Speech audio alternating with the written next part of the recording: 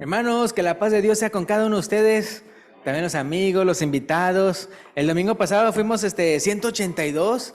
Ahora, obviamente, pues prepandemia, pues habíamos ido más de 200, pero post pandemia, hoy es cuando es más el número. Y fueron como 27 invitados. Imagínense, como 27 invitados. Bienvenido, bienvenido que estás aquí con bien. Dios te bendiga. Y entonces, qué bueno que están aquí todos. Ahorita están pasando entonces los hermanos para recogiendo, vea lo que son las copitas ya usadas. Y el mensaje de hoy se titula El principio de la sabiduría. Ustedes saben cómo es en este tiempo cuando muchos se están graduando, ¿no? Que se están graduando ya sea de high school, o que están graduando de la universidad, o están graduando de maestría o de otros posgrados. Y hacen así a veces un evento y una persona les habla, ¿no? A las personas a los muchachos, a los que se gradúan, ¿verdad? De cómo vivir sus vidas. Y pues, como les mencionaba, el mensaje de hoy se titula El principio de la sabiduría, el principio de la sabiduría, que eso es lo que más que nada tenemos que ver, qué es lo que en la palabra de Dios se menciona, cuál es el propósito, cuál es el principio de la sabiduría. Entonces, lo que vamos obviamente a hacer el día de hoy, el propósito es pues convencernos o recordar nuevamente de cómo el principio de la sabiduría es el temor de Jehová. Como dice ahí en Proverbios 9:10, si pueden ir conmigo, a Proverbios capítulo 9, versículo 10, ¿verdad? Y es que lamentablemente ustedes saben cómo hay muchos que solamente buscan ser listos y oportunistas solamente en cosas de esta vida. Es decir, buscan ser inteligentes a la hora de negociar, buscan sabiduría, pero solamente para alimentar sus propósitos egocéntricos. Pero ¿qué dice Proverbios 9:10? Dice, el temor de Jehová es el principio de la sabiduría y el conocimiento del Santísimo es la inteligencia. O sea que si uno se cree inteligente y sabio y no conoce al Santísimo, pues con mucho menos razón lo va a temer. Entonces su sabiduría e inteligencia pues es vana porque se ha olvidado de lo más importante, que es el conocer y temer a Dios. Como se acuerdan lo que dice Marcos 8:36, Marcos 8:36, que Jesús dijo, porque ¿qué aprovechará al hombre si ganare todo el mundo y perdiere su alma? Ahora ustedes saben cómo el que mencionamos está en Proverbios, pero también Salmos, o sea, es decir, también David lo menciona. Pero es interesante, ¿se acuerdan cómo, otra vez bien, pensando en Proverbios, el que escribió la mayoría de Proverbios, ¿quién fue? Es Salomón, ¿verdad? Y él fue uno de los que también dijo, el principio de la sabiduría es el temor de Jehová. Y ustedes saben cómo lamentablemente sucedió en su vida, ¿no? Que al principio, muy bien, y era muy amado por el Señor y todo. Y luego lamentablemente, vea cómo se fue, pues casando con muchas mujeres que eran paganas, y de repente haciendo los altares para los dioses paganos de esas mujeres, y luego hasta él mismo llegó a poner incienso, él mismo llegó a hacer lo que se llamaría idolatría. Entonces imagínense, siendo que él mismo puso el principio de la sabiduría, es el temor de Jehová. Entonces por eso, si alguien como él puede caer, entonces uno tiene que ver que el día de hoy nadie puede decir, no, pues yo nunca voy a caer o yo nunca voy a... Entonces cuando uno dice eso, nuevamente pues ya se siente como que se descuida, en otras palabras, ¿no? Se descuida. Acuérdense que como en Efesios capítulo 6 dice que hay que portar la armadura de Dios, ¿verdad? Entonces, ¿cuándo hay que portar la armadura de Dios? Siempre, ¿verdad? Siempre, para que estemos bien listos, para que cuando vengan las chanzas del diablo, uno ya lo tiene puesto, ¿verdad? No se lo va a poner ya cuando ya le está atacando, ¿verdad? En Juan 17:3, ¿qué dice? Juan 17:3, porque acuérdense que como en Proverbios 9:10 dijimos que el conocimiento del Santísimo es la inteligencia. Entonces, Juan 17:3, ¿sí se acuerdan? Ese mismo capítulo es cuando Jesús ora por la iglesia para que sea una, antes de que entonces él sea entregado. Entonces, es el mismo capítulo. Juan 17:3 dice, y esta es la vida eterna. ¿Qué cosa? Que te conozcan a ti, el único Dios verdadero, y a Jesucristo, a quien has enviado. Fíjense, esa es vida eterna, conocer a Dios, ¿verdad? Por lo que si quieres ser verdaderamente sabio, ¿verdad? Que quieres ser verdaderamente inteligente, haz todo lo posible por conocer y temer a Dios. Ahora, el apóstol Pablo, predicando del verdadero Dios y del enviado Jesucristo, Leamos lo que dice en Hechos 17. Hechos 17, versículo 24 al 30. Es cuando él está predicándole a los atenienses, ¿se acuerdan? Hechos 17, 24 al 30. Hechos 17, 24 al 30. Dice, el Dios que hizo el mundo y todas las cosas que en él hay, siendo Señor del cielo y de la tierra, no habita en templos hechos por manos humanas, ni es honrado por manos de hombres como si necesitase de algo, pues Él es quien da a todos vida y aliento y todas las cosas, y de una sangre ha hecho todo el linaje de los hombres, para que habiten sobre toda la faz de la tierra, y les ha prefijado el orden de los tiempos y los límites de su habitación. Dice el versículo 27, ¿para qué? Porque ha hecho todo eso Dios. Dice, para que busquen a Dios. Si en alguna manera, palpando, pueden hallarle, porque dice, aunque ciertamente no está lejos de cada uno de nosotros. Versículo 28, porque en él vivimos y nos movemos y somos. Como algunos de vuestros propios poetas también han dicho, porque linaje suyo somos. Dice el versículo 29, siendo pues linaje de Dios, no debemos pensar que la divinidad sea semejante a oro, plata o piedra o escultura de arte o de imaginación de hombres. En otras palabras, no podemos compararlo con un ídolo. No podemos hacer ídolos. Dice, pero Dios, habiendo pasado por alto los tiempos de esta ignorancia, ahora manda a todos los hombres en todo lugar que se arrepientan, por cuanto ha establecido un día en el cual juzgará al mundo con justicia por aquel varón, o sea, Jesús, a quien designó, dando fe a todos con haberle levantado de los muertos. ¿Verdad? Entonces aquí él está, si se fijan, la manera en que él les habló a los atenienses era como alguien que no conocía nada del Antiguo Testamento, porque cuando él estuvo predicándole antes, ¿verdad? Ahí en Hechos, a personas, eran personas que pues eran judíos, ¿verdad? Sabían del Antiguo Testamento, él les podía dar referencia, ya sea de Abraham, o podía darles referencia de Noé, o podía hacer referencia de todo, pero si él hacía esas referencias a los atenienses, pues van a decir, pues, ¿y esos quiénes son? Pero en vez de eso hizo una referencia de un poeta de entre ellos. Entonces uno puede ver cómo la manera en que él les dijo, o sea, Dios creó el mundo, creó todo, y de un solo linaje, o sea, de Adán y Eva, todo el linaje de todos los hombres hasta el día de hoy. ¿Para qué? Para que busquen a Dios, para que busquen a Dios. Entonces es una realidad, hermanos, que Dios va a juzgar al mundo entero por medio del Señor Jesucristo. Entonces, ahora yo no sé cuándo ustedes están pensando que va a suceder eso, pero sabemos pues, que se va a venir cuando esté su venida, ¿no?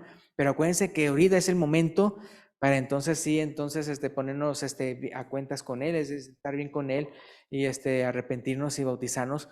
¿Por qué? Porque entonces después, vean, imagínense que de repente yo salgo de aquí, ¿verdad? Y uno de ustedes me atropella. Y yo andaba mal con Dios, ay, o sea, y claro, no estoy diciendo que entonces alguien me atropelle, ¿no? Pero es decir, puede pasar lo que sea. Bueno, hablando de atropellos, ¿sí se acuerdan lo que pasó esta semana, no?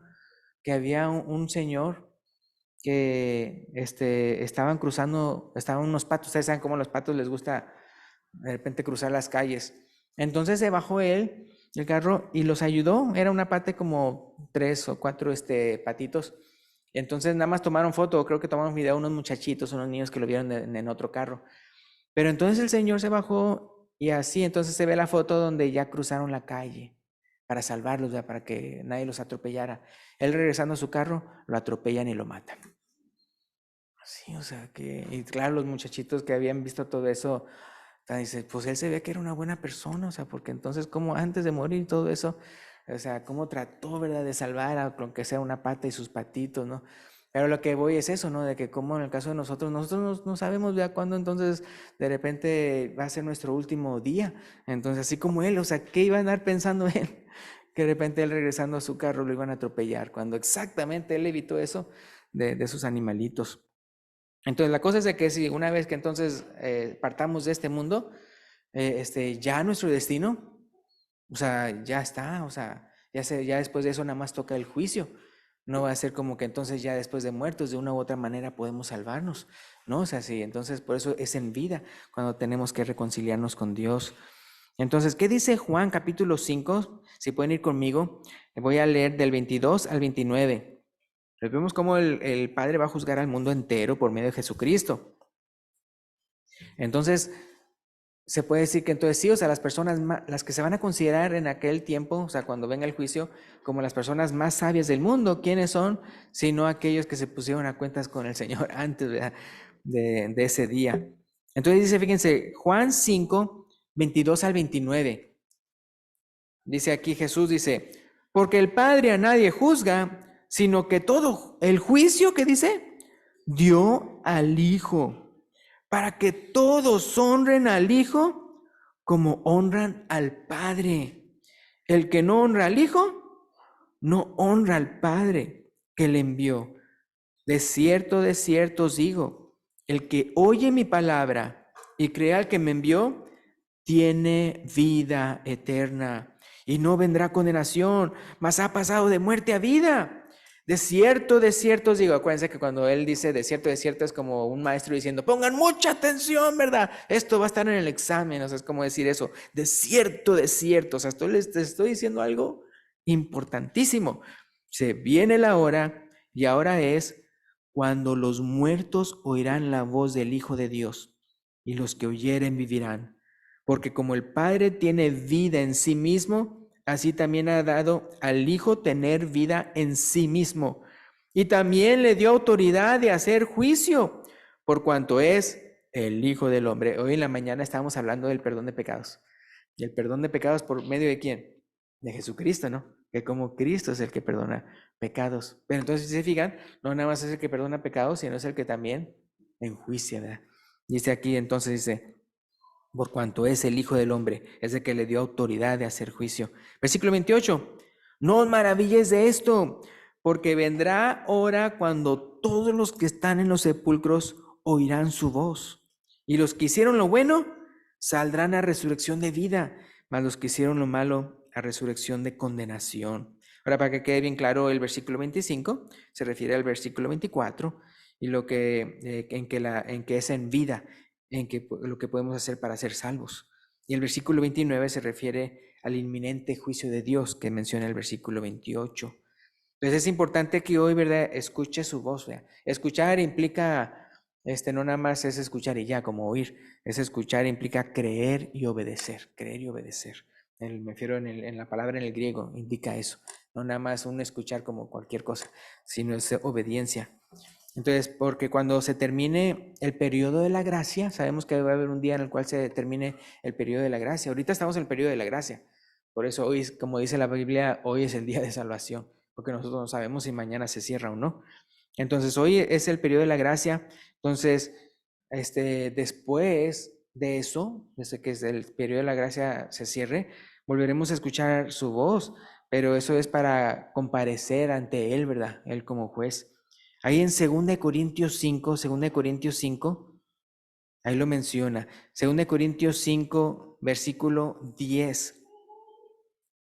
Ahora esto lo menciona después de que el apóstol Pablo está mencionando eso de que ausente del cuerpo, presente con Cristo, ¿verdad? Es ausente, o sea, de Cristo presente en el cuerpo, en el sentido de que qué es lo que pasa cuando uno muere y está presente con Cristo.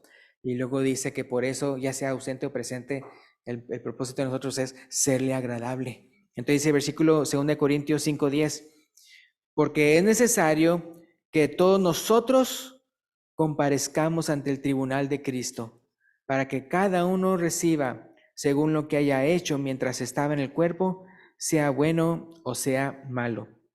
Ahora, ¿a cuántos de ustedes les daría temor? Digo, no sé si a menos que les haya pasado.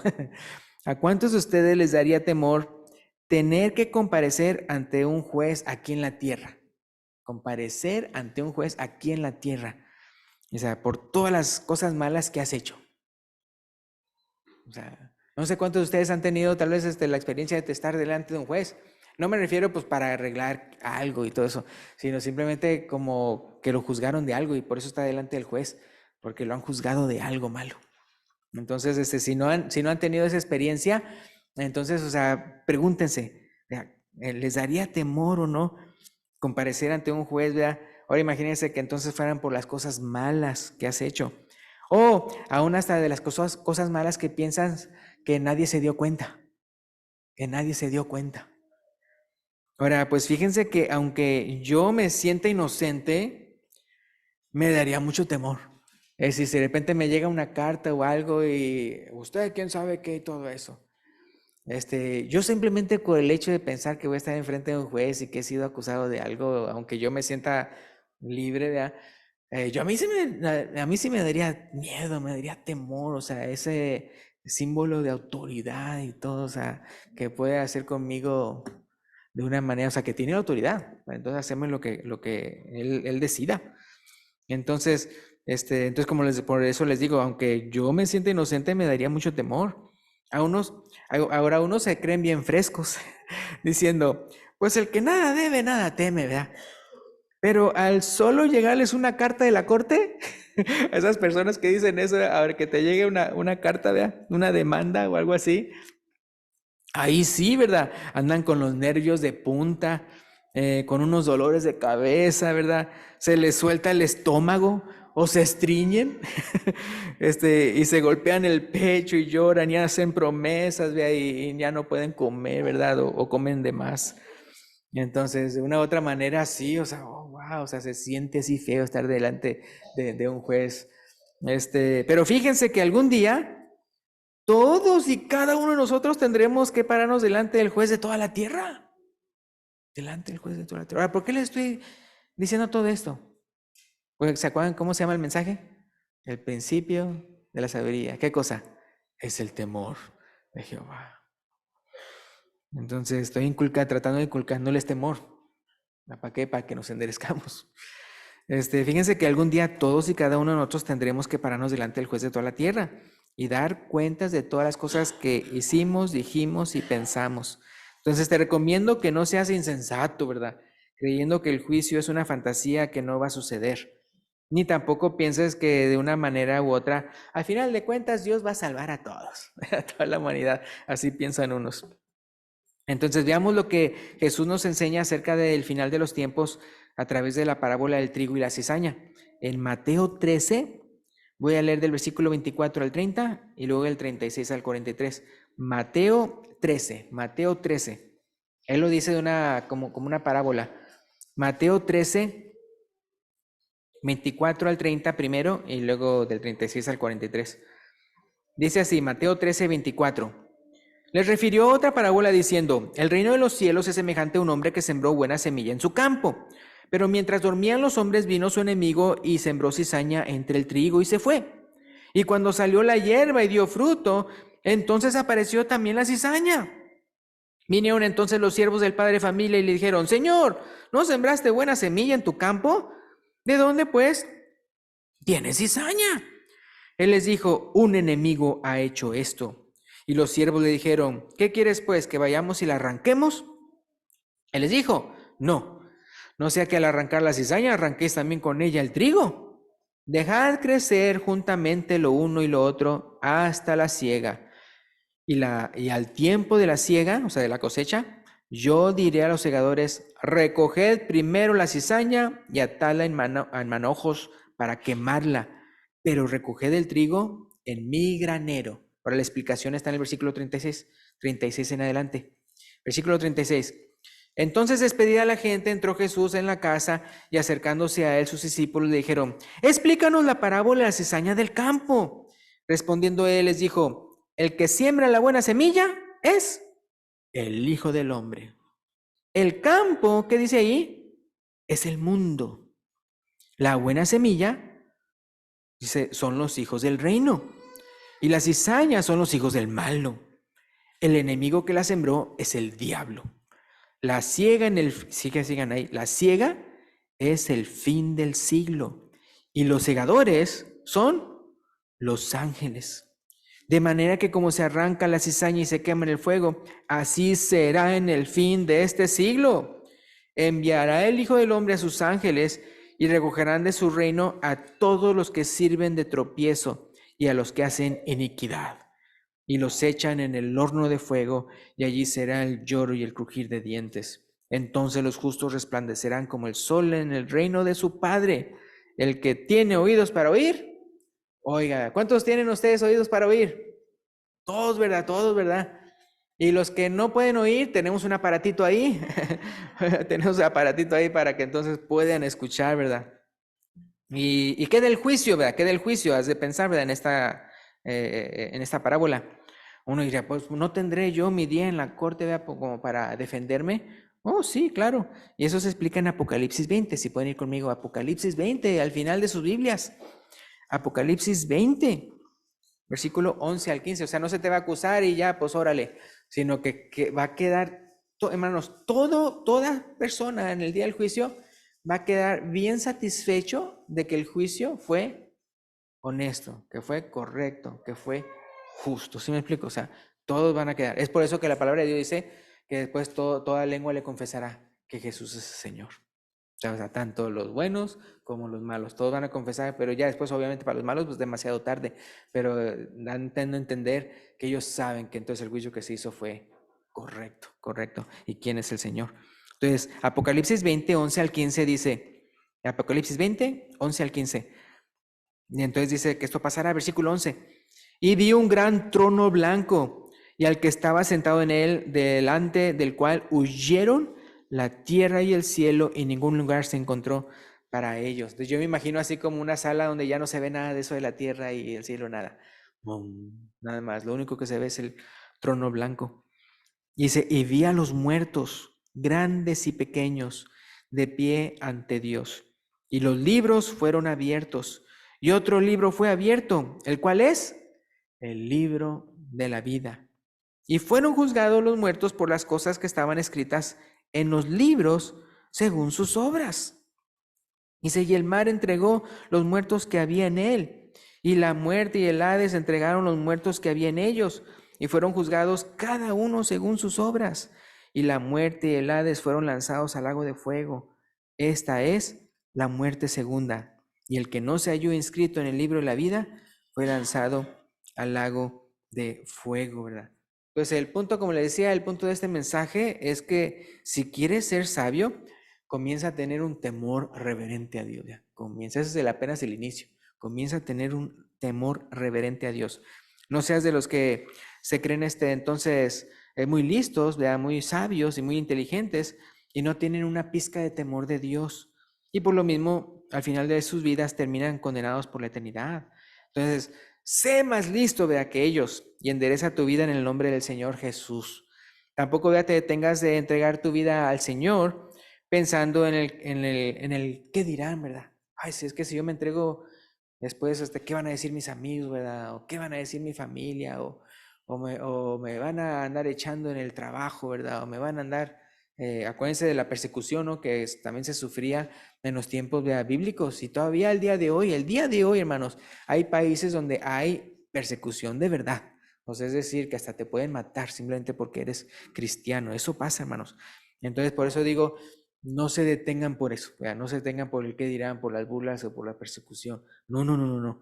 Entonces, hablando del Señor Jesús, fíjense, a los que pudieran amedrentarse por persecuciones venideras, fíjense lo que les dijo en Mateo 10, 28 al 31. Mateo 10, 28 al 31. Mateo 10, 28 al 31. Les dijo, y no temáis a los que matan el cuerpo, mas el alma no pueden matar. Temed más bien aquel que puede destruir el alma y el cuerpo en el infierno. Sí, fíjense, o sea, él está diciendo, o sea, teman a Dios, no a esas otras personas. Versículo 29, ¿no se venden dos pajarillos por un cuarto? Con todo, ni uno de ellos cae a tierra sin vuestro Padre. Versículo 30, pues aún vuestros cabellos están todos contados. Así que, ¿qué dice?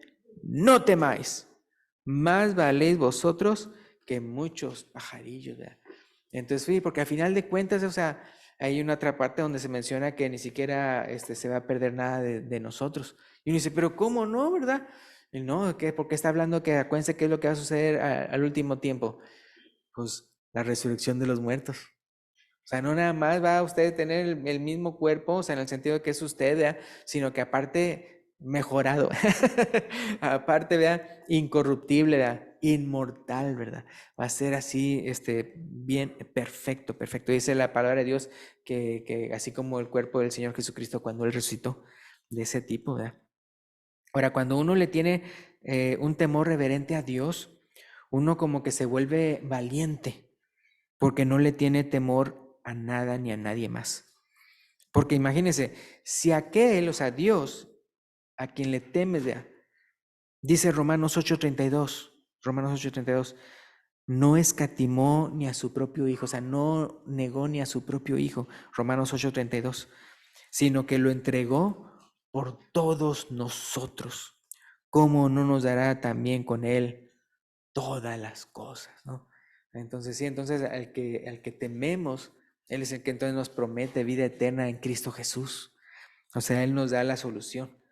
Entonces, pero por eso ya uno se vuelve valiente. Y se han dicho misioneros o personas que son cristianas que de repente los agarran en otros países donde los echan en prisión y todo. Dicen que, o sea, como son cristianos y saben que pueden morir en cualquier momento, haz de cuenta que su fe y su devoción a Dios aumenta de una manera increíble. O sea, ¿por qué? Porque dicen, ¿saben? O sea, porque los torturan mentalmente también, en donde cada día que pasen, puede pasar hasta años, cada día piensan que es su último día, que es su último día, que es su último día. Y de repente ya son liberados por una u otra manera. Pero entonces ellos mismos dicen que ya cuando ya estuvieron aquí, en este caso eran personas de aquí de Estados Unidos, y ya había pasado el tiempo de cuando ellos habían estado en prisión y a punto de perder su vida, ellos dicen que ellos extrañan esos momentos porque se sentían como más consagrados a Dios. O sea, sabiendo que la muerte estaba al otro lado de la puerta. Entonces sentían eso. Entonces sí, es la verdad. O sea, si usted no ha sido perseguido por su fe, créame que, o sea, si usted realmente es un hijo de Dios, o sea, de una u otra manera como que Dios lo fortalece de una manera que puede aguantar eso, o sea, porque sabe que a final de cuentas, como dijo él, lo más que pueden hacer es tal vez torturarlo o matarlo, pero ya más no pueden hacer, ya más no pueden hacer. Y en el caso del Señor Jesucristo, pues Él ya nos prometió que Él nos va a resucitar en el día postrero. Entonces, o sea, eso es algo que sucede, ¿no? Que de repente la persona se vuelve más valiente, el cristiano, cuando viene la persecución. Pero por eso es bien importante que antes de que haya persecución, que uno sí tenga un temor reverente a Dios, un verdadero temor a Dios. Entonces, no importa, ya vamos a terminar, pero le quería decir, entonces, no importa cuánto nos ama Dios, o sea, cuando uno piensa en el amor de Dios para con uno, no importa cuánto nos ama Dios, Él siempre se merecerá nuestro temor y respeto. Sí, nuestro temor y respeto. Lo digo esto porque lamentablemente el ser humano, cuando ven que alguien lo ama mucho a uno, como que menosprecian, como que lo menosprecian. Pues me ama, o sea, y ya como que de repente ya se vuelve como que soberbio, altanero, o sea, como que ya se la cree porque el amor de la otra persona para con uno, como que rebaja o desestima a la otra persona. Entonces no podemos hacer eso con Dios, o sea, porque Dios nos ama más que nadie en este mundo, nos ama a Él, pero no por eso vamos entonces a dejarle de tenerle un temor reverente, ¿verdad? Como el Señor Jesucristo. Eso lo menciona Hebreos 5:7. Hebreos 5:7 dice que el Señor Jesucristo tenía un temor reverente. Fíjense, su Padre Celestial.